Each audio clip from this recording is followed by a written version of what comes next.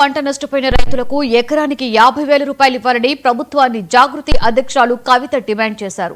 కరీంనగర్ జిల్లాలో జనంబాట యాత్రలో భాగంగా మక్తపల్లి ధాన్యం కొనుగోలు కేంద్రాన్ని పరిశీలించారు. సర్కారు ప్రకటించిన ఎకరానికి 10,000 రూపాయల పరిహారం ఏ మూలకు సరిపోదని వ్యాఖ్యానించారు.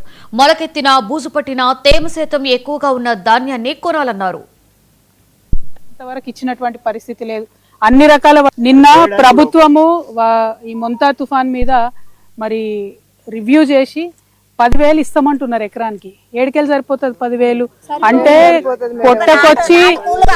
పొట్టకొచ్చి ఇప్పుడు కోతకొచ్చినటువంటి సమయం కాబట్టి ఖచ్చితంగా ప్రభుత్వం 50,000 మినిమం ఒక ఎకరానికి కట్టియాలి. లేకపోతే చాలా దారుణమైన అన్యాయం జరుగుతుంది.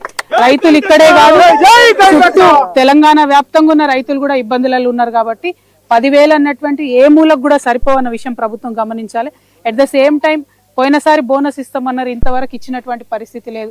అన్ని రకాల వడ్లకు ఇస్తామనేది ఇచ్చే పరిస్థితి లేదు. ఇవాళ అక్కడ బీహార్లో ఎన్నికలు జరుగుతున్నాయి, ఇక్కడ కూలీలు కూడా వచ్చే పరిస్థితి లేదు. దాంతో ఇక్కడ కూలీ రేట్లు కూడా ఎక్కువ కట్టియాల్సి వస్తుంది. అన్ని రకాలుగా రైతులకు దెబ్బ మీద దెబ్బ పడుతున్నది కాబట్టి ప్రభుత్వం మానవతా దృక్పథంతో ఆలోచన చేయాలి. ఎక్కడెక్కడైతే వరి ఒరిగిపోయిందో అక్కడ ఎకరానికి 50,000 కట్టియాలి. ఎక్కడెక్కడైతే ధాన్యం ఆల్రెడీ కుప్పలు పోసుకొని ఉన్నారో అది తడిసినా బూజు పట్టినా మొలకలెత్తినా డైరెక్ట్ మిల్లర్లకు ఆదేశం ఇవ్వాలి, కొనుగోలు చేయమని చెప్పాలి. నిన్న ప్రభుత్వము ఈ మొంతా తుఫాన్ మీద